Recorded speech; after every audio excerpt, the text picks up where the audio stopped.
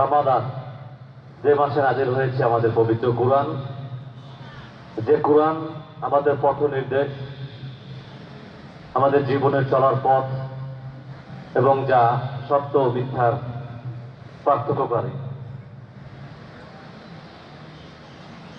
সেই রমাদান একবার সিয়াম সাধনার পরে আমরা আজকে উপস্থিত হয়েছে আজকে আনন্দ, কৃতজ্ঞতা এবং আত্মশুদ্ধি এই মহিমান্বিত দিনে।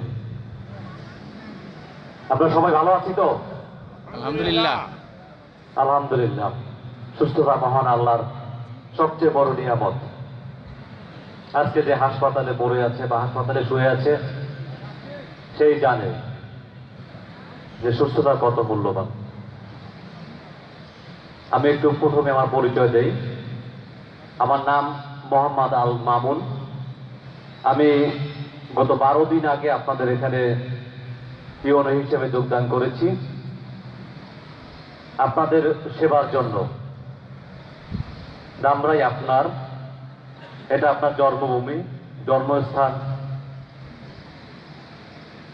আমাকে সরকার এখানে পাঠিয়েছে আপনাকে সেবা করার জন্য। তবে এই সেবাটা আপনাকে নিতে হবে। এখানে আপনারা 6 থেকে 7 লক্ষ লোক বাস করেন ধামরাই উপজেলায় মোট। যদি আপনাদের ইচ্ছা না থাকে, আমরা যারা সরকারি কর্মকর্তা আছি, আমরা শত চেষ্টা করলেও কোনো কিছু করার ক্ষমতা রাখি না, যতক্ষণ না ওই এলাকার লোক, ওই এলাকার জনগণ এই সেবাটা নিতে প্রস্তুত না থাকে। আমাদের থানার ভারপ্রাপ্ত কর্মকর্তা মহোদয় ইতিমধ্যেই আপনাদের সামনে কয়েকটা বিষয় নিয়ে অনুরোধ করেছেন। আমিও সেই সাথে বলতে চাই, মাদক আপনার পরিবারকে, আপনার সমাজকে এবং আপনার রাষ্ট্রকে ধ্বংস করার একমাত্র হাতিয়ার হতে পারে, যতক্ষণ না আপনারা এটাকে একত্রিতভাবে এর বিরুদ্ধে যুদ্ধ ঘোষণা না করেন। আমাদের ধামরাই উপজেলার সকল রাজনৈতিক নেতৃবৃন্দ, সমাজ সেবক যারা আছেন তারা এবং আমরা প্রশাসনের যারা আছি, সবাই মিলে মাদকের বিরুদ্ধে যুদ্ধ ঘোষণা করেছি।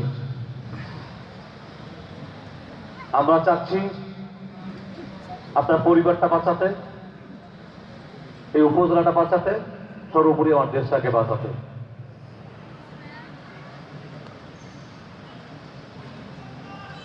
আমি এখানে এসে যোগদান করেছি। আমি সবার প্রতি বিনীত অনুরোধ জানাবো, আপনার উপজেলায় আমি যতদিন দায়িত্বরত থাকবো, আমি চেষ্টা করব আমার সর্বোচ্চ দিয়ে আমার দায়িত্বটা পালন করতে। এই দায়িত্ব আমার কাছে আমানত এবং আমি ওয়াদা করছি এই আমানত কখনো আমার দ্বারা খেয়ানত হবে না।